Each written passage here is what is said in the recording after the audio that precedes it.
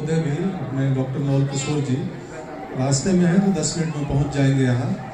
वो किसी आवश्यक कार्य में फंस गए थे तो वो भी आ रहे हैं, तो हम लोग 5-10 मिनट और कार्यक्रम को लंबा करेंगे ताकि सर आ जाएं। तब तक मैं कुछ बातें करता रहूँगा। भोजपुरी में बोलेगी हिंदी में? भोजपुरी। तो हम यही स्कूल से पढ़ले बानी और चूंकि अभी सारा काम नहीं है भाई, हम जैसे मार साहब बोलल जला हमने के प्रिंसिपल साहब मार साहब के बताइए है कि पिछला साल मई में हम दिल्ली में शूटिंग करा तनी नोएडा के लगे फुकरे फिल्म के, तो रंजन रहे हमारे संगे वो जी। तो हम पूछनी कुछ तो झारखंड के कोनो न्यूज पढ़ा तनी सन कोनो स्कूल से संबंधित रहे, तो हम पूछनी अपने स्कूल के का हाल बा, तो बोले हाल वैसा बाटे। वो हम प्रिंसिपल साहब से मिला नहीं है, वहाँ के 4 दीवारी और गेट नहीं है, लड़का दौड़ के भागत आ रहे सामने रोड बा, तो दुर्घटना के हमेशा डर रहेला। तो वो बनवावे के प्रयास में लागल बानी। हम कहीं फोन नंबर बा तो हम बोले बात करम। तो हम दोपहर में 12-1 बजे मई का महीना 50 डिग्री टेम्परेचर में हम शूट कर रहे थे वहाँ नोएडा में। फुकरे फिल्म थी, फुकरे 3 जो सितंबर में आएगी। तो हम बात किए कि सर ये 4 दीवारी गेट का क्या समस्या है। बोले कि ऐसी ऐसी बात है, बच्चे भागते हैं। तो बोले ठीक है, आप निश्चिंत रहिए, 1 महीने में गेट बन जाएगा। पर हो जाएगा तो बहुत आभारी होंगे। हम काफ़ी जनप्रतिनिधि से मिले, प्रयास किए। हम बोले हम जनप्रतिनिधि ना हैं, हम नेता ना हैं, तो हमारी बात पे भरोसा रखिए। फिर भैया को मैं बोला कि आप जाइए देखिए वहाँ कैसे हो सकता है, क्या आएगा। तो भैया आए, देखे, एस्टिमेट बनाया, सब कुछ उन्होंने ही करवाया। फिर हम उसके बाद गांव आए, जब दीवार बन गया था तो हम स्कूल का हालत देखे, पेंट जैन, बिजली, पंखे, वैसी समुचित व्यवस्था नहीं है। तो मेरे मन में आया कि क्यों ना थोड़ा सा अपने प्रयास से, और गोपालगंज गौरव एक ऐप जिलाधिकारी महोदय बनाए थे, उसकी एक कोविड के टाइम में एक मीटिंग हुई थी जूम कॉल। तो हम बॉम्बे से उस जूम कॉल पे जुड़े हुए थे। उसमें काफ़ी गोपालगंज के लोग थे, प्रबुद्ध लोग। तो उसका पर्पस था कि आपका जो ओरिजिन है, आपका जो गांव है, जहां से आप आते हैं, रूट्स, अगर आप चाहते हैं अपने गांव के स्कूल को अडॉप्ट करना, गांव में लाइब्रेरी खोलना, गांव में हेल्थ सेक्टर, अस्पताल, हॉस्पिटल से संबंधित कुछ करना, तो आप करिए और जिला प्रशासन आपको उसमें सहयोग देगा या भागीदार बनेगा आपके उस एफर्ट में। तो हमारे मन में उसी मीटिंग में हम उस बोले नहीं कुछ उस जूम कॉल में डीएम साहब को, लेकिन मन ही मन सोच लिया कि स्कूल का कम से कम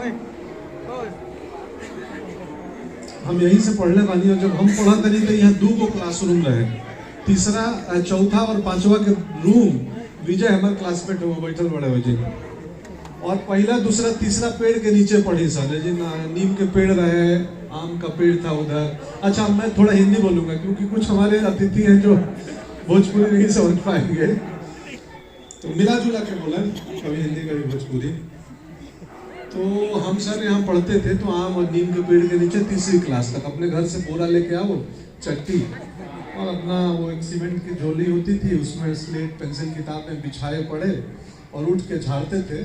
तो छुट्टी के समय सबसे अच्छा गेम होता था कि केक एकरा पे अपन चट्टी झाड़ दे क्लास में। तो उठने के साथ वो उसको झाड़ रहा है, वो उसको मार रहा है, दूसरे पे धूल उड़ा रहे हैं, लड़ाई भी हो जाए उसमें। तो खैर, तो उसके बाद मैं इन दिनों आप सबों के प्रेम आशीर्वाद से अभिनेता बन गया हूँ, मुंबई में फिल्मों में काम करता हूँ। सो मेरा एसोसिएशन बहुत सारे ब्रांड से है। ब्रांड से बोली तो हम प्रचार प्रसार करेंगे बहुत सारे प्रोडक्ट के, उसमें से एक है इकोलिंक सिग्निफाई, जिसके कंट्री हेड बैठे हुए मार्केटिंग के निखिल जी। तो वो पंखा और लाइट, LED लाइट बनाती है इकोलिंक। तो हम शूट कर रहे थे इकोलिंक का हेड, तो हमने बात की है कि मेरे विद्यालय में पंखे और रोशनी की ज़रूरत है। तो उन्होंने बोला कोई बात नहीं है, हम आप बताइए, हमारी टीम जाएगी, सर्वे करेगी और मैं प्रोवाइड करा दूंगा आपको पंखे और लाइट्स, और हम सोलर पैनल बिठा देंगे। तो अभी जो यहाँ व्यवस्था भइल बा कि बिजली ना रही तो भी हर कमरे में 2 लाइट और 2 पंखे चलेंगे वो सोलर प्लेट से। तो मैं आभारी हूँ इकोलिंक का कि हमारे एक आगरा पे निखिल जी, इकोलिंक सिग्निफाई की टीम और एनजीओ का नाम बोल रहा हूँ, सोसाइटी। हाँ, फिनिश सोसाइटी संस्था है संजय जी की, जो लखनऊ बेस्ड है। तो इको लिंक से उन्होंने जिम्मेदारी संभाली ये यहाँ स्थापित करने का। कारीगर आए पटना से, मिस्त्री, और वो आप छत पे जाएंगे जो गणमान्य लोग देखेंगे तो वहाँ पे 10-12 बड़े बड़े सोलर प्लेट्स लगे हैं, वही से बिजली आई। फिर एक दूसरा उनसे किया। उसके बाद मैं एक और प्रोडक्ट से जुड़ा हुआ हूँ, बर्जर पेंट, एंटी डस्ट, कि आप मकान पे लगा देंगे तो 10-12 साल धूल नहीं चढ़ेगा। तो हम उनसे भी, हमारे वो भी सहयोगी हैं, पार्टनर हैं, कलकत्ते की बहुत बड़ी कंपनी है। हमने उनसे निवेदन किया कि आप लोग पेंट प्रोवाइड करा दीजिए, बाकी मेंटेनेंस हमारी संस्था और लेबर चार्ज और मजदूरी बाकी हम लोग अपने स्तर पर करेंगे।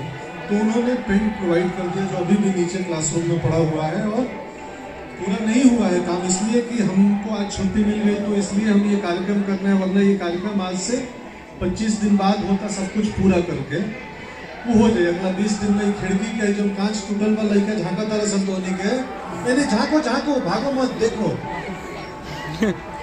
तो ये देख पाओगे लेकिन ठंड नहीं लगेगी। वहाँ पे एक्रेलिक हम लोग लगा देंगे, वो पेंट नहीं हो जाएगी। और एक्रेलिक इसलिए कि कोई पत्थर मारे तो टूटे नहीं। ये जो आई एम श्योर के स्कूल के बच्चों ने तो नहीं तोड़ा होगा कांच, आते जाते लोग ही तोड़े होंगे। तो आप अपने घर जाइए, गांव जाइए, बोलिए कि कहीं सरकारी संपत्ति दिख जाए तो उसको तोड़े नहीं। सरकार ने आपके लिए ही बनाया है। स्कूल बनाना सरकार का काम है, लेकिन स्कूल को सजाना और स्कूल को संरक्षित और सुरक्षित और साफ रखना छात्र छात्राओं और नागरिकों का काम है। तो हम सिर्फ आलोचना न करें, हम अपने नागरिक होने का दायित्व भी हमें निभाना चाहिए। कि तो खैर, तो वो खिड़की भी लग जाएगी अगले 15 दिन में। तो मैं आभारी हूँ इको लिंक का, संजय जी का, फिनिश सोसाइटी का, बर्जर का, जिला प्रशासन का, अभी हमारे जिला महोदय किशोर जी आ रहे हैं, डीएम कलेक्टर महोदय, तो उनसे भी हम बातचीत कराएंगे। और ये माँ बाबू जी के नाम पे वो फाउंडेशन है। तो हमने नहीं, बाबू जी वहाँ से पढ़े हैं, भैया वहाँ से पढ़े हैं, हम यहाँ से पढ़े हैं, और ये सब कुछ कराने के पीछे जो मूल बात है अब वो बता रहा हूँ मैं। मूल बात ये है कि इन बच्चों को इंस्पायर करना है। तुम लोगों को जो खिड़कियों से सुन रहे हो, मुझे पीछे खड़े हो, तरह के इंस्पायर करेगा। राइट भैया ना भैया।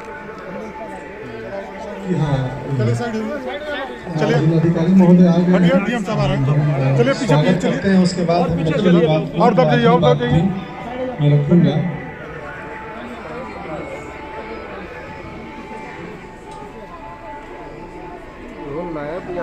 नया मैं स्वागत करता हूं हमारे जिलाधिकारी आदरणीय